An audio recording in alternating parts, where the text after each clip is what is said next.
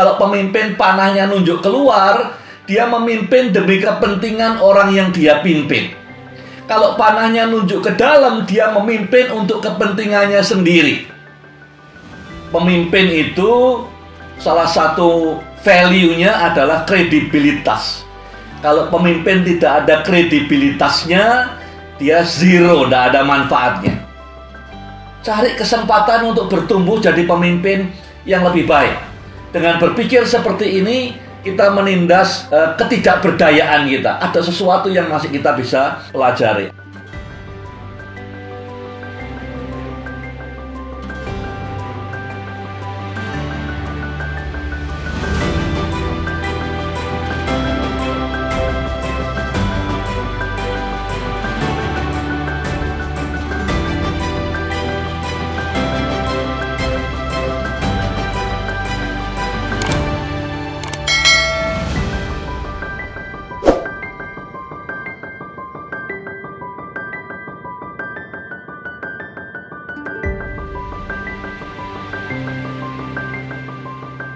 Saya beri judul 2 Samuel 15 dan 16 ini, bagaimana pemimpin mengelola rasa kecewa.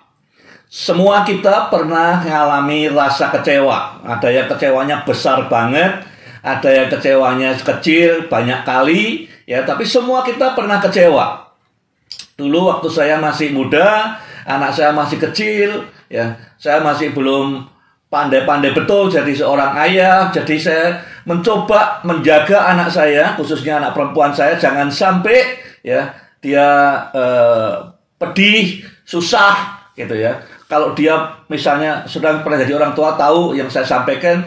Kalau anak saya misalnya pilek, nggak bisa bernapas malam hari, saya sembahyang, Tuhan, bawa saya aja yang pilek ya. Jadi saya berusaha demikian rupa supaya dia nggak tersandung, nggak jatuh, nggak sampai kecewa, tidak sampai sedih, ya, tidak sampai sakit gitu sebagai orang tua. Tapi kemudian ayah saya beri nasihat pada saya, dia bilang, anak harus belajar kecewa. Kalau tidak nanti sampai besar, dia tidak akan bisa handle kekecewaan. Jadi papa saya, ayah saya ngajar sesuatu yang sangat berharga. Kita harus kayak Tuhan sama kita juga sama. Kenapa kok kita diizinkan mengalami yang sulit, ya, COVID lah, kehilangan orang dan segala macam? Karena Tuhan ingin ngajar kita jadi lebih kuat. Kalau kita tidak pernah mengalami kekecewaan, kita tidak mengalami, tidak punya cara atau capability untuk memanage kekecewaan. Ada beberapa topik yang saya pelajari. Konteksnya dulu. Sekali lagi 2 Samuel pasal 1-10 itu positif semua tentang Daud. Ya. Setelah pasal 10, pasal 11, waktu dia mulai sudah tua, mulai memperkosa Bathsheba, membunuh Uria, pasal 11 sampai pasal 20 ini jelek semua ya dalam kepemimpinannya Daud. Dan itu bukan soal 1-2 minggu, bukan soal 1-2 bulan, ini beberapa tahun. Kalau kita perhatikan yang masalah di mana. Jadi Daud sudah bertahun-tahun ya, sejak pasal 11 dia tidak lagi memimpin sesuai dengan firman Tuhan, ya. Tidak lagi memimpin dengan baik. Dia turun terus, downhill terus kepemimpinannya. Problemnya apa? Problem awalnya adalah karena pergeseran. Pada dasarnya, saudara mau memimpin di gereja, mau di perusahaan, yang namanya pemimpin cuma ada 2 macam. Apakah panahnya itu menunjuk ke dalam atau menunjuk keluar? Yang saya maksud, kalau pemimpin panahnya nunjuk keluar, dia memimpin demi kepentingan orang yang dia pimpin. Kalau panahnya nunjuk ke dalam, dia memimpin untuk kepentingannya sendiri. Pasal 1-10, panahnya Daud keluar. Dia mimpin demi rakyatnya, dia mimpin demi orang-orang yang dia pimpin. Pasal 11 dan seterusnya, panahnya Daud ke dalam. Kepentingannya sendiri itu menjadi pusat kepemimpinannya. Pertanyaannya, saudara sekarang mimpin, ya, mimpin adik-adikmu, mimpin anak-anak di kelas, mimpin jemaat, mimpin organisasi, mimpin gereja, mimpin perusahaan. Panahmu itu keluar apa ke dalam? Ya, kalau panahmu ke dalam, saudara sedang downhill. ya, terperosok kepemimpinan yang terus kejerungup, ya. Kalau panahnya keluar, saudara akan terus naik, tidak hanya berhenti di pasal 10, pasal 11 hidup saudara akan terus positif. Jadi yang terjadi pada Daud adalah panahnya berubah arah. Hidup yang tadinya pusatnya ke orang lain menjadi pusatnya ke diri sendiri. Nah, kita perhatikan di pasal 15 mulai ayat 1 kira-kira sampai ayat yang ke-6. Itu bagian pertama yang saya ingin sampaikan. Absalom itu nunggu di pintu, ngajak ngomong sama orang-orang yang datang. Ya, banyak penafsir mengatakan Absalom menghasut, tapi Alkitab tidak pernah bilang Absalom menghasut. Proses ini berjalan 4 tahun. Ya, artinya kalau yang dia omongkan keliru, pasti tidak terbukti. Ya, misalnya kalau dia ngomong, Daud tidak punya orang untuk mendengarkan kamu. Kalau ini hasutan, pasti terbukti salah karena pasti ada orangnya Daud yang mendengarkan. Tapi kenyataannya bahwa seluruh bangsa itu kemudian mendukung Absalom, berarti yang disampaikan Absalom benar. Bahwa kepemimpinan Daud memang sedang terperosok buruk sekali. Apa saja yang dikerjakan? Kita lihat satu persatu. Di ayat pasal 15 ayat 3, ya. Berkatalah Absalom, lihat, perkaramu itu baik dan benar. Ya. Jadi setiap kali dia ketemu orang, tidak tahu berapa ribu, berapa puluh ribu selama 4 tahun lebih itu, mulai dengan afirmasi dan encouragement. Ini orang mungkin udah nunggu berbulan-bulan, nunggu bertahun-tahun, kasusnya tidak diselesaikan. Tetap tidak adil, tidak ada yang mendengarkan dia, tidak ada petugas kerajaan yang nulungi dia. Ketemu Absalom, yang pertama didengar adalah afirmasi dan encouragement. Itu yang Daud tidak lagi memberikan. Dulunya dia berikan, tapi sekarang tidak lagi. Ya, jadi kalau saudara ngecek nih di perusahaan, di gereja, di keluarga saudara sendiri, ya, apakah hari-hari ini afirmasi dan encouragement itu banyak dan flourish? Bukan muji-muji omong kosong, ya, barang biasa-biasa kita, hebat, jamik, luar biasa. Bukan begitu, ya. Tapi afirmasi yang tulus, encouragement yang tulus, itu yang diberikan Absalom, yang Daud tidak berikan selama bertahun-tahun. Ya. Pemimpin yang baik menciptakan culture atau budaya peduli, komunikasi, katakan, beri afirmasi. Ya. Hari ini saudara sudah malam nih, sepanjang hari ini engkau beri afirmasi ke orang lain tidak? Engkau encourage satu orang lain tidak? Di dunia ini ada lebih dari 7 miliar orang. Satu aja ada enggak yang sudah beri afirmasi hari ini? Di encourage hari ini, ya. Kita punya 24 jam. Selama 24 jam terakhir, ada enggak satu orang yang sudah beri afirmasi atau encouragement hari ini? Pertanyakan setiap malam hal ini. Ya, apakah sudah sedang menuju ke pasal 11 sampai 20 yang turun downhill, atau 1 sampai 10 yang naik terus? Nomor 1 yang kehilangan dari kepemimpinan Daud adalah afirmasi dan encouragement. Yang kedua, di pasal yang sama juga Absalom berkata di ayat yang ketiga, tetapi dari pihak raja tidak ada seorang pun yang mau mendengarkan engkau. Jadi rajanya ini tidak mendelegasikan ke siapapun orang untuk mendengarkan perkaramu. Kenapa kok pemimpin tidak mau delegasi? Karena tidak ada budaya trust lagi. Tidak bisa percaya orang lain lagi. Semua diputuskan oleh raja sendiri. Tidak ada orang mau dengar kamu. Tidak ada yang diwakilkan. Raja tidak mewakilkan. Tidak empower orang. Tidak mendelegasikan. Problemnya karena trust tidak ada lagi. Ya. Jadi yang kedua, kalau sudah kerja di perusahaan, ya entah itu sekolah, yayasan, perusahaan, gereja, kalau trust tidak ada, itu sakit semua. Mau ke kantor juga aras-arasan, ogah-ogahan, ya. Karena trust itu memberi rasa fulfillment tersendiri. Kalau itu tidak ada, tidak nyaman semua. Mungkin sudah hanya kerja karena ada gajinya. Tapi kalau di tempat kerja ada budaya trust, maka biasanya orang passionate semua. Itu yang tidak ada pada Daud di masa pasal-pasal ini. Yang ketiga, decisiveness. Jadi Daud sudah tidak lagi siap seperti dulu. Ya, di pasal 15 ayat 4 dikatakan, sekiranya aku diangkat jadi hakim di negeri ini, maka setiap orang yang mempunyai perkara atau pertikaian hukum boleh datang kepadaku dan aku akan selesaikan perkaranya. Jadi artinya selama ini orang tidak datang ke Absalom, jadi perkaranya, pertikaiannya tidak selesai. Ya. Jadi unresolved issues. Banyak isu yang tidak resolved, dibiarkan. Ya. Kasusnya Tamar tidak beres, kasusnya Amnon tidak beres, kasusnya Absalom tidak beres. Ternyata bukan hanya kasus-kasus itu saja yang tidak beres, yang tidak diputuskan sama Daud. Banyak rakyatnya yang ngalami yang sama seperti Absalom, ngalami yang sama seperti Tamar. Tidak ada keputusan, ya, tidak decisive, tidak resolute pemimpin ini.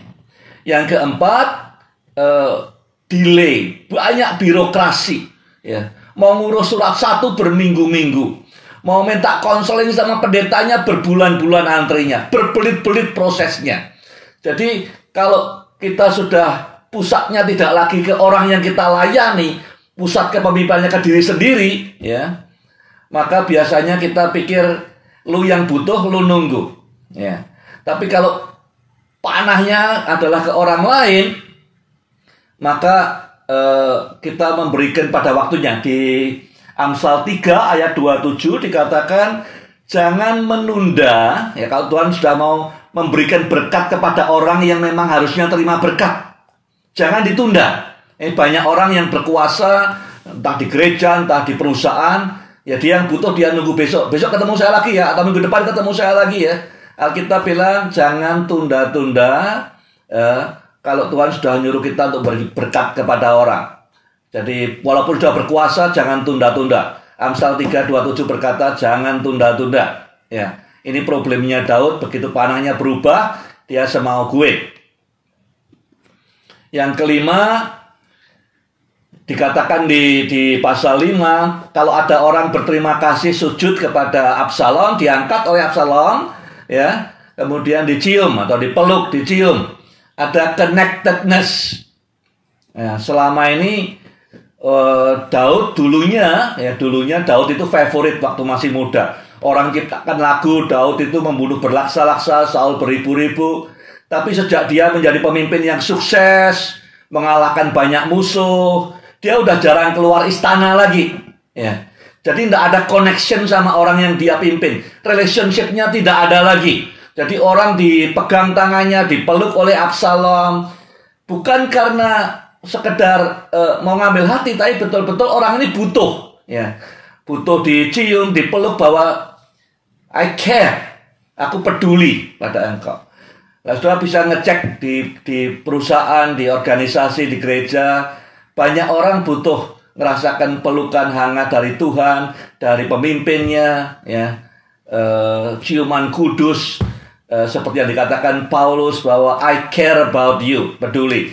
Daud sudah kehilangan semua itu kepemimpinannya.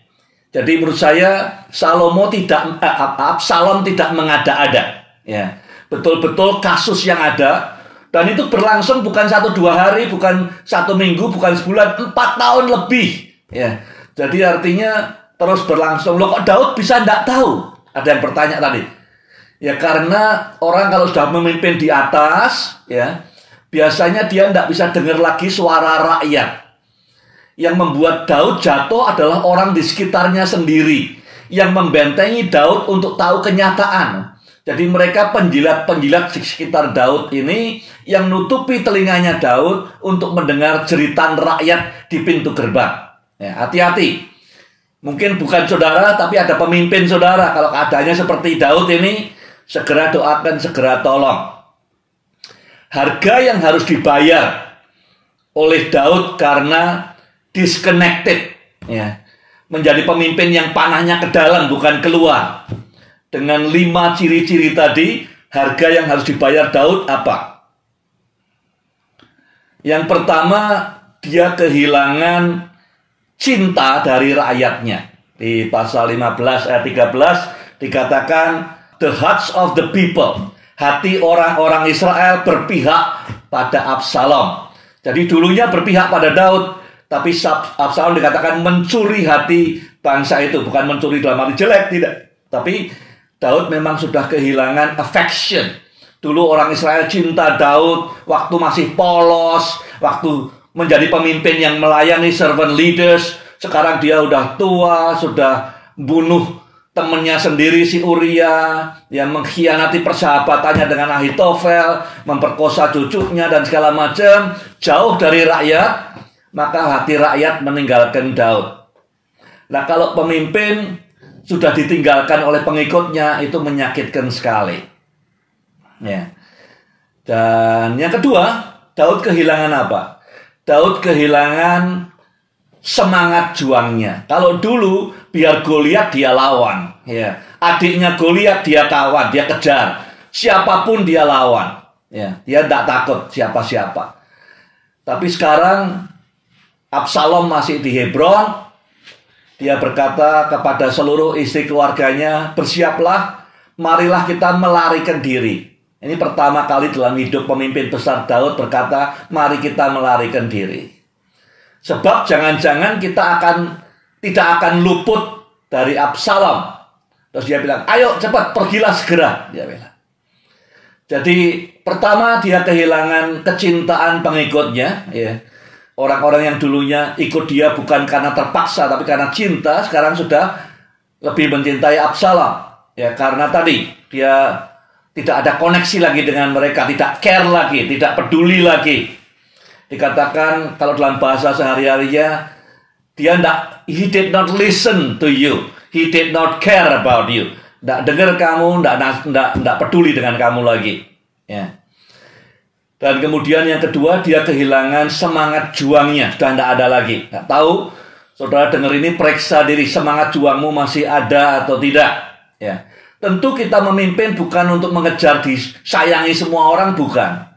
Tapi kalau orang-orang yang dulu ikut saudara karena betul-betul sukarela ikut saudara, sekarang terpaksa ikut saudara, saudara kehilangan power yang sangat besar daripada kepemimpinan saudara.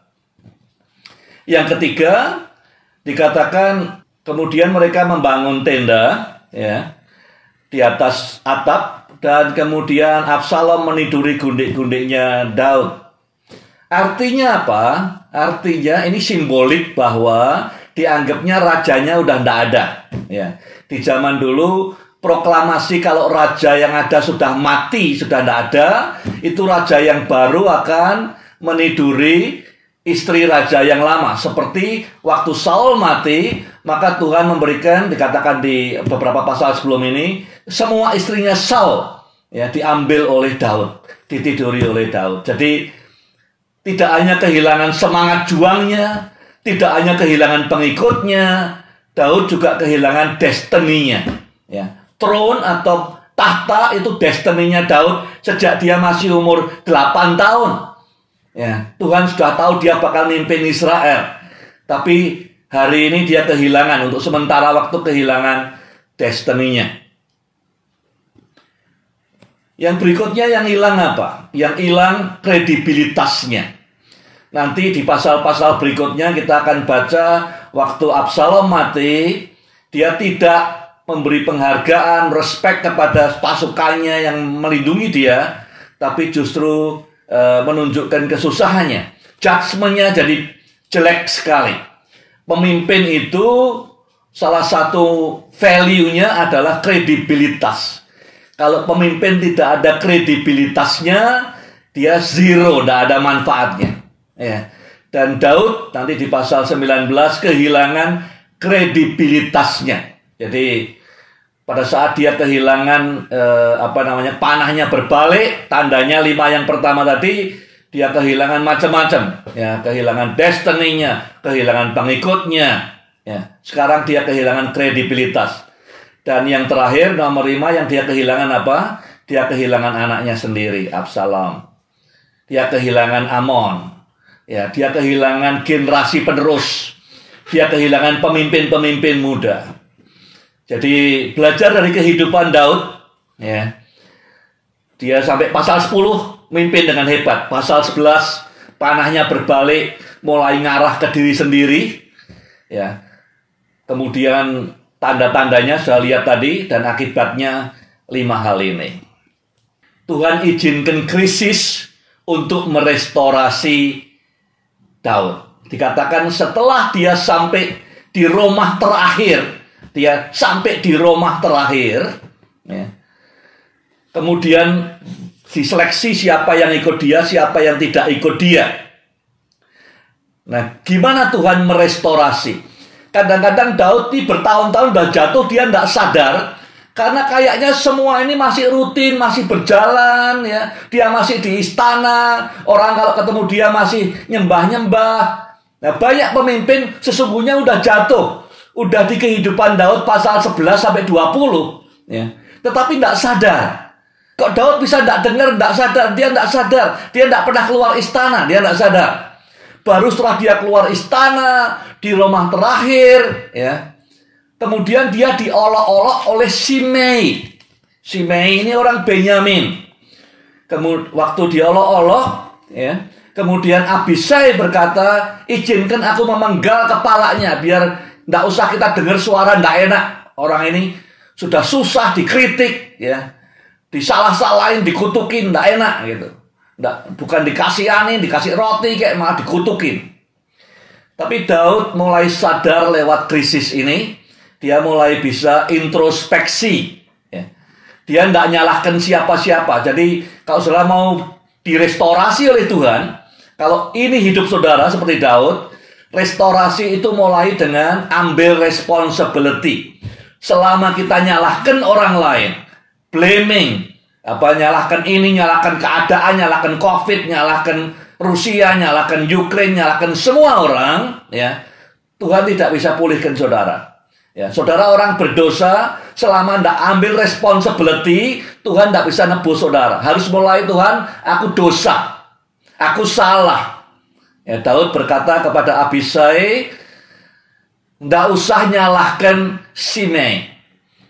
Lawang anakku sendiri itu yang mau nyabut nyawaku. Kan aku yang tidak bisa didik anakku. Ya, salahnya di aku ini loh. Ya, bukan di Shimei. Jadi restorasi mulai dengan take responsibility, ya, ambil tanggung jawab dan tidak nyalahkan siapa-siapa. Ya, itu nomor 1 langkahnya Daud. Yang kedua, dia berkata kepada Abisai, biarkan dia mengutuki aku, sebab Tuhanlah yang nyuruh dia. Jadi kunci nomor 2, krisis ini yang menimpa Daud, krisis yang paling dalam, ya, diusir, terusir dari istana, dikejar-kejar. Dia bilang Tuhan yang mengizinkan ini. Tentu dia punya maksud. Jadi langkah kedua mencari maksud Tuhan di balik tragedi ini. Krisis ini apa? Langkah kedua mencari divine purpose di balik krisis ini apa? Ya. Yang ketiga yang diambil Daud apa langkah ketiga? Yang ketiga dia berkata, perhaps, mudah-mudahan Tuhan memperhatikan kesusahanku dan membalasnya dengan kebaikan sebagai ganti kutukan yang kuterima hari ini. Artinya apa? Tidak usah berusaha sendiri, ya, untuk menggal kepalanya Shimei atau membantah berdebat dengan Shimei. Kapan aku menumpahkan darah Saul? Aku tidak pernah, gitu misalnya. Bukan begitu.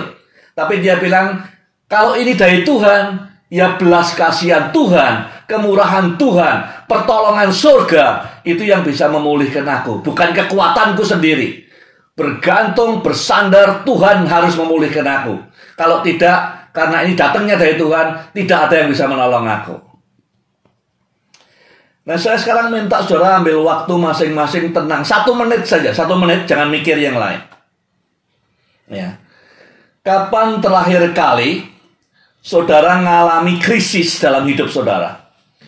Mungkin kanker, mungkin COVID hampir mati, mungkin bangkrut, mungkin apapun krisis yang sulit dalam hidup keluargamu, hidupmu sendiri. Kapan terakhir engkau mengalami krisis yang oleh Tuhan dipakai untuk merestorasi hidup rohanimu, jiwamu. 1 menit diam saja merenungkan pertanyaan ini. Kalau sudah ketemu, tulis. Entah di handphone saudara, di notes, atau di kertas di depan saudara. Ya, tulis. Ya, yang sudah ketemu. Ngucap syukur pada Tuhan. Ya. Mungkin sudah dikutuki. Seperti Shimei mengutuki Daud. Ya. Terusir dari istana. Kehilangan segala-galanya. Tapi krisis itu, kapan terakhir kali saudara mengalami krisis yang dipakai Tuhan merestorasi saudara? Ambil 1 menit sekarang semua diam, ya, renungkan, tulis, ucap syukur.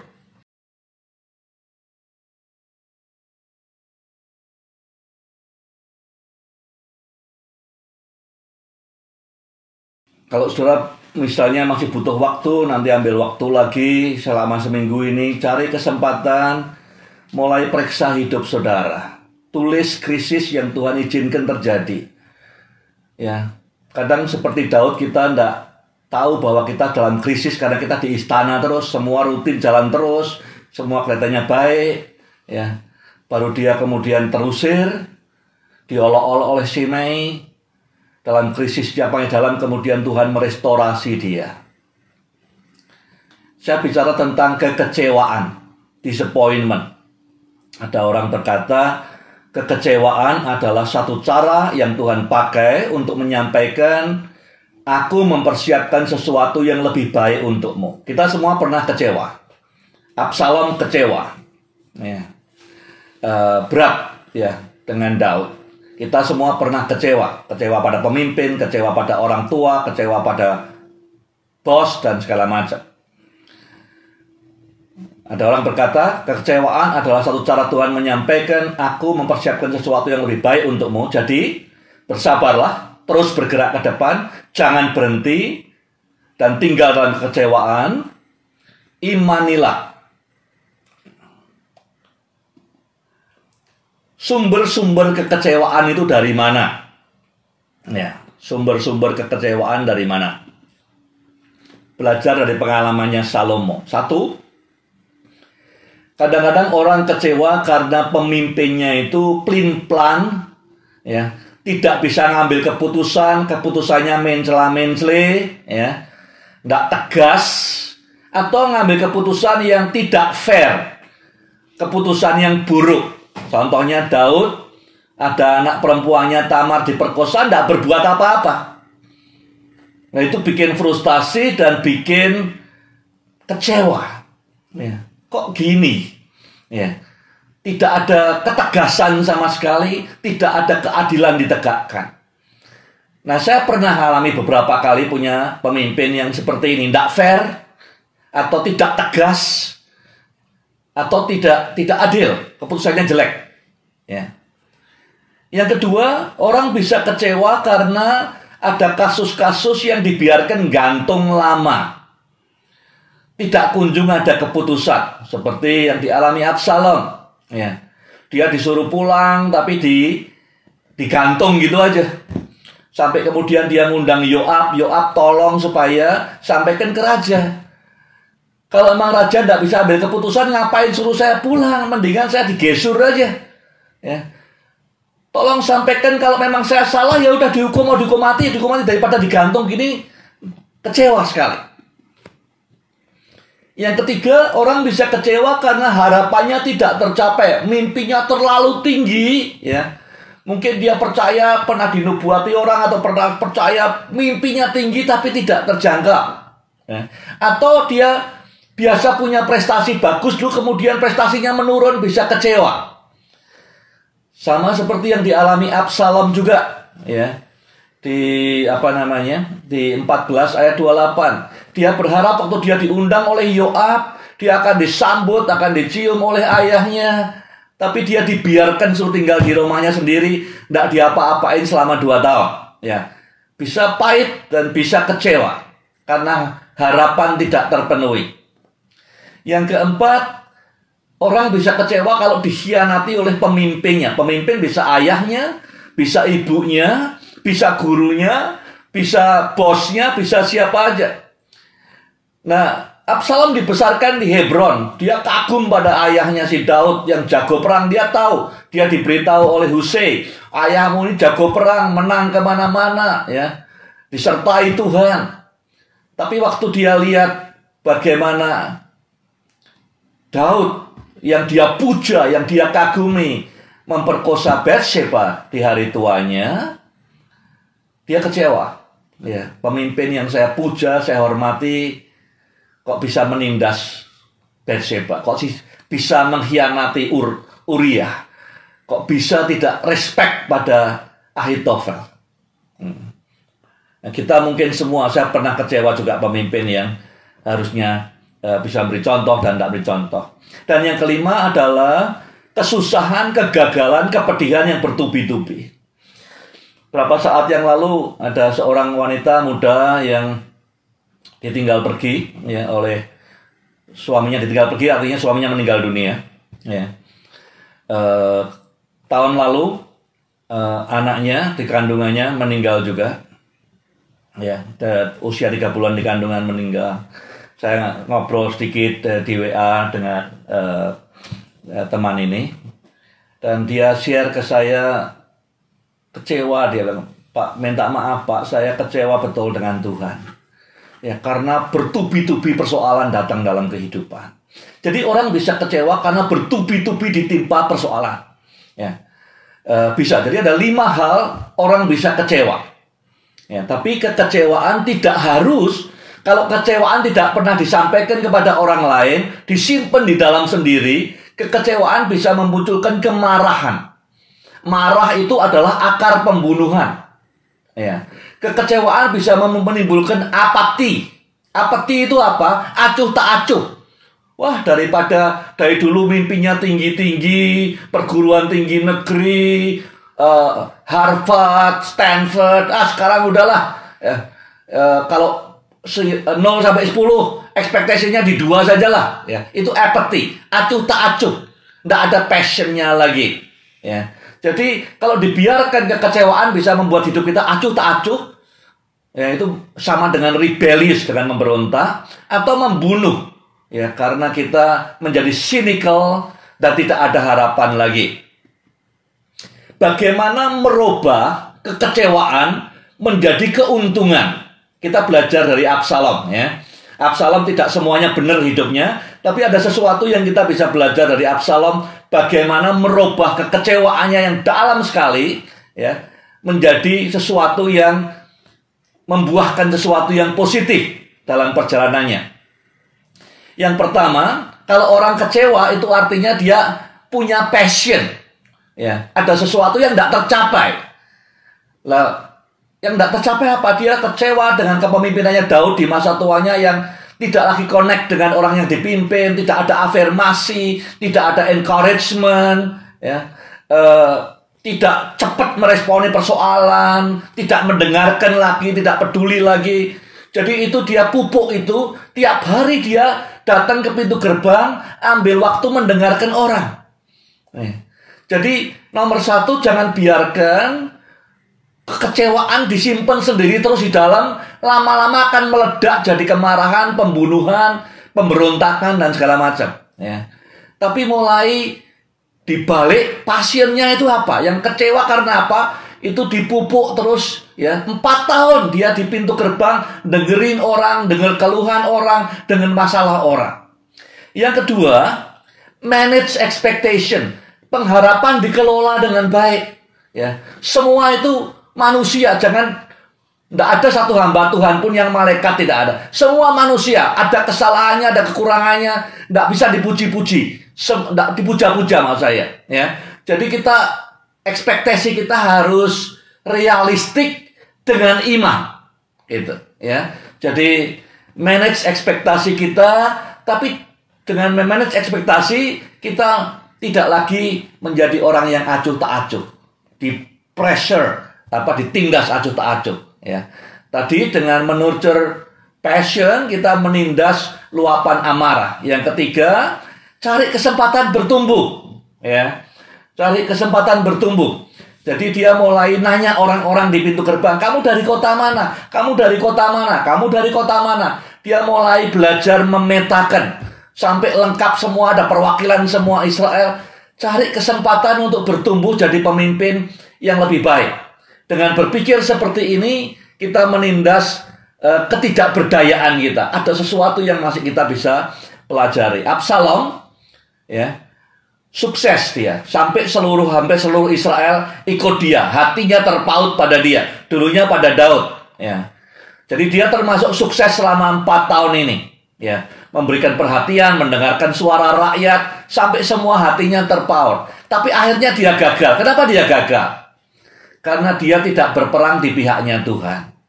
Kalau saja yang dia perangi itu bukan Daud, orang yang melekat di hatinya Tuhan, dia akan bisa sukses terus dalam hidupnya.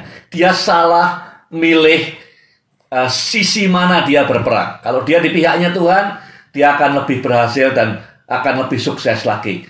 Dia sudah mengerjakan semua dengan baik, memutar kekecewaan menjadi buah. Tapi yang dia gagal adalah dia tidak peka dia di pihak mana dia berjuang dalam kehidupan. What has been the biggest disappointment in your life? Apa yang pernah menjadi kekecewaan terbesar dalam hidup saudara? Sekali lagi, kekecewaan kalau cuma disimpan, kecewa pada ayahmu, ibumu, gurumu, pemimpinmu, pendetamu, siapapun, temanmu, anakmu, ya, akan bisa jadi amarah, rebellion, ya, kekecewaan, jadi apatis dan kehilangan harapan. Jadi harus di-share, kemudian pikirkan bagaimana cara supaya merubah kekecewaan menjadi leadership gain. Supaya saudara bisa direstore oleh Tuhan lagi. Seperti Daud direstore, ya, dikembalikan, dipulihkan oleh Tuhan.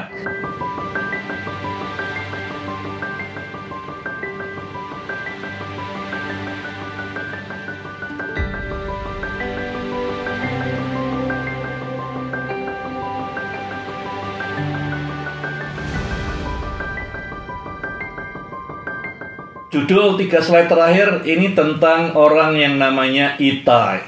Kalau sudah baca di pasal 15-16, semua rasanya kok bikin kepala pusing gitu, judek gitu ya. Masalah semua. Ya. Tapi di tengah 2 pasal yang gelap dan dark ini, ada satu berlian. Ada satu permata yang membuat pasal 15-16 ini menjadi pasal yang indah. Satu mutiara atau berlian ini adalah Itai. Itai ini orang Filistin, asalnya dari Gad. Ya. Jadi konteksnya Itai dengan 600 pasukannya belum lama ini bergabung ke Daud. Nah, dia bergabung datang ke Yerusalem di masa Daud sedang terpuruk, di saat kepemimpinannya sedang jelek. Ya. Nah, orang-orang lain waktu ketemu Daud di rumah terakhir di Yerusalem punya motif macam-macam. Ya, misalnya Sadok, Abiatar, imam besar bawa tabut karena memang mereka ya submit pada pimpinannya. Ini pegawainya Daud. Ada Husai, teman lamanya, teman mainnya Daud, ikut ya karena temannya Daud. Ada yang lain lagi Siba, cari kesempatan untuk ambil hatinya Daud. Jadi semua orang datang ke Daud, ya biasa, ini raja ya, ada harapannya, gambling lah kalau Daud pulih bisa kemudian ambil hatinya dia dan segala macam. Tapi yang membedakan adalah si Itai ini motifnya berbeda. Yang lain datang ke Daud karena kewajiban, yang lain datang ke Daud karena ingin sesuatu. Itai diberitahu sama Daud, Itai, kamu ini bukan bangsa Israel. Kamu baru datang kemarin di Yerusalem. Ngapain ikut saya menderita jadi pelarian? Kamu tinggal aja di sana. Kamu tidak akan dicurigai oleh Absalom. Kamu baru datang kemarin, ya tidak tahu siapa-siapa. Tinggal di kota, nikmati, berpihak kepada yang menang. Tidak usah repot-repot jadi pelarian. Tapi jawabannya Itai luar biasa. Dia bilang, demi Tuhan, ini seperti perkataannya Ruth pada Naomi yang diulang oleh berapa miliar orang menikah. Kemanapun engkau pergi, aku pergi. Karena aku di sini untuk melayani. pada saat kita datang pada pemimpin yang sukses, pemimpin yang hebat, pemimpin yang kaya, sukses, tenar, itu umum, banyak orang mau datang. Tapi ini pemimpin yang sedang melarikan diri, pemimpin yang kalah, pemimpin yang ketakutan. Itai, orang Filistin dari Gat yang baru datang kemarin, memutuskan untuk ikut Daud. Bukan cari apa-apa, tapi untuk melayani Daud, untuk menolong Daud. Ya, pertanyaan saya, di mana Itai zaman sekarang? Itai ini jenis manusia langka. Dimanapun langka, di zaman apapun langka. Orang yang loyal, dia datang bukan cari sesuatu, dia datang untuk memberi sesuatu. Jadi yang pertama, yang penting tadi dari poinnya itu adalah motivasinya yang membedakan dia dari Sadok, dari Husai, dari Siba, dari yang lain-lain. Motivasinya dia datang untuk memberi, bukan datang karena Daud sukses, Daud hebat, Daud raja, ya. Pas Daud terpuruk, melarikan diri, titik terendah, dia datang bukan untuk mengharapkan apa-apa, tapi untuk memberi, ya, untuk melayani Daud. Motif penting. Jadi pertanyaan buat saudara nomor satu adalah, biasakan tiap bangun pagi tanya motif saudara, ya. Refleksi motif saya apa. Saudara mau ketemu siapa, mau kemana, motifnya apa. Mau dapat sesuatu, berteman dengan dia, atau mau beri sesuatu. Yang kedua, dia baru datang kemarin, ya. Didatang di waktu yang tepat menurut Tuhan. Kalau menurut manusia hitung-hitungannya ini waktunya keliru. Harusnya datang pas Daud jaya-jayanya, itu baru benar. Ya, datang pas Daud sedang naik daun, itu benar. Ini Daud sedang besoknya akan lari. Daud sebagai orang yang kalah, ketakutan, dia diutus Tuhan datang. Ya, Tuhan dalam kasihnya yang luar biasa. Walaupun Daud ini sudah terpuruk kepemimpinannya, cara Tuhan nolongnya Daud gimana? Dia kirim Itai 1 hari sebelum dia melarikan diri. Ya. Itai ini orang dari Gat. Ya. Gat itu kotanya Goliat juga. Daud waktu umur kira-kira mungkin 16-17 tahun berhadapan dengan Goliat, raksasa yang besar. Kalau tidak ada Goliat, Daud tidak terkenal waktu itu. Ya. Bahkan Abner tidak kenal ini siapa orang ini. Ya. Tapi begitu dia mengalahkan Goliat, langsung dia terkenal dan menjadi pemimpin yang disegani. Kali ini dalam keadaan yang terpuruk sekali, di titik terendah dari hidupnya, kembali yang menolong dia adalah orang dari Gat, kota asalnya Goliat. Tubuhnya tidak sebesar Goliat, tapi jiwanya lebih besar dari Goliat. Ya. Dia dikirim Tuhan untuk merescue, menyelamatkan Daud. Ya. Walaupun tubuhnya tidak sebesar Goliat, tapi orang Gat kedua ini yang memulihkan, merestorasi Daud. Ya, dikirim persis di waktu yang sangat dibutuhkan. Daud perlu direstorasi. Yang ketiga, Itai ini adalah pemberian Tuhan buat Daud. Pada saat semua orang mengutuki Daud, ya, nggak direcord, tapi dugaan saya banyak orang juga nyalahkan Daud. Ya, salahmu sendiri, nggak bisa didik anak. Ya. Salahmu sendiri, kamu dosanya begini. Kan aku sudah beritahu kamu harusnya dulu begitu. I told you so. Ya. Semua orang mungkin menyalahkan Daud, mengatakan kamu salah, kamu yang ya tanggungan sendiri akibatnya segala macam. Datanglah Itai, tidak menghakimi, tidak menuntut apa-apa, tidak cari apa-apa, datang untuk melayani Daud. Dan itu menjadi the gift of encouragement. Di tengah semua orang menyalahkan, di tengah diri kita menyalahkan diri kita sendiri, ya. Di tengah kita diolok-olok, dikutuki oleh Shimei, ada satu mutiara yang Tuhan kirim, datang, dia berkata, ya, kemanapun Tuanku pergi, aku akan di sana untuk melayani Tuanku. Kalau hidup atau mati, aku ikut Tuanku Daud. Itu karunia pemberian Tuhan, pemberian encouragement.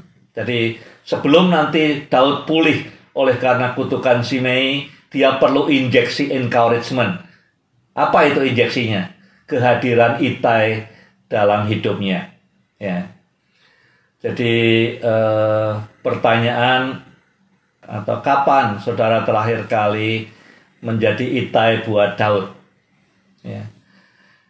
Bukan sekedar diutus Tuhan untuk mencari pemimpin yang hebat, yang sukses, yang diurapi, tapi kadang Tuhan ngutus kita untuk datang ke pemimpin yang sedang terpuruk, melarikan diri, pahit, ya. Pada saat semua orang ngutuki, nyalahkan, judgment, dan dia sendiri mungkin juga menjauh dari pelayanan dan segala macam. Pernah enggak kita berdoa, Tuhan jadikan saya Itai buat Daud-Daud yang sedang terpuruk di luar sana, supaya kehadiran kita yang tanpa pamrih, sekedar mau melayani, sekedar mau menolong, sekedar mau memberi, itu menjadi encouragement. Daud berpikir, kok ya masih ada orang seperti ini di dunia ini. Datang bukan pada saat saya kaya, saya sukses, saya terkenal. Datang bukan motifnya macam-macam, tapi hanya mau memberi dan mau melayani. Pernah enggak berdoa seperti itu? Yang keempat, the loyalty of one man. Ya, loyalitas itu kualitas yang langka. Di dunia orang semua cari suksesnya masing-masing. Dikatakan oleh ayat 21, demi Tuhan yang hidup, demi hidup Tuanku Raja. Di mana Tuanku Raja ada, baik hidup maupun mati, di situ hambamu juga ada. Dalam leadership kita banyak berbicara tentang macam-macam kompetensi kepemimpinan, tapi loyalitas tidak banyak dibahas. Ya. The loyalitas of one man change the whole world. Loyalitas satu orang Itai. Pada saat kita lihat Absalom yang memberontak, pada saat kita lihat ada dendam, ada kemarahan, berliannya di dua pasal ini apa? Itai. Loyalitas. Loyalitas harusnya dia tidak harus loyal pada Daud sama sekali. Dia pendatang baru, orang asing, ya. Tapi itu istimewanya. Yang terakhir, jadi justru Itai ini menunjukkan, mendemonstrasikan selflessness, penyangkalan diri. Daud tadi yang menjatuhkan dia apa? Egonya dia, selfishness. Ya, mulai pasal 11, selfishness, ego. Justru Tuhan kirimkan Itai yang menyangkal diri sendiri. Jadi begitu Daud lihat Itai, ini orang tidak punya motif apa-apa untuk dirinya sendiri. Ya, dia baru datang kemarin. Dia punya kesempatan 1000 macam kesempatan untuk tinggal di Yerusalem, untuk sukses, untuk bergabung dengan yang menang. Kenapa kok mau-maunya dia ikut saya jadi pelarian di padang gurun? Ya, diolok-olok, dilempari batu sama Simei, kok mau-maunya? Sikap penyangkalan diri ini menolong Daud untuk melihat dirinya sendiri. Itu yang aku hilang. Itu awal semua masalahnya. Egonya mulai memimpin. Jadi Tuhan kirim Itai untuk Daud bisa ngaca dan tahu akar persoalannya di mana.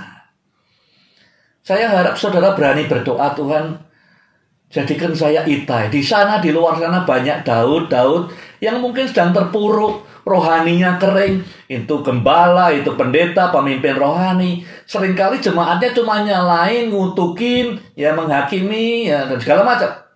Cuman sekarang doa, minta Tuhan jadikan aku Itai. Barangkali kalau aku hadir tanpa motif apa-apa, nggak ngakimi apa-apa, tidak bilang I told you so, ya. Hanya berkata, I will be with you. Hidup atau mati aku bersama engkau. Dengan harapan lewat hidup kita, pemimpin apapun, di perusahaan, di negara, dimanapun, bisa ngaca dan menemukan akar permasalahannya dan dipulihkan oleh Tuhan.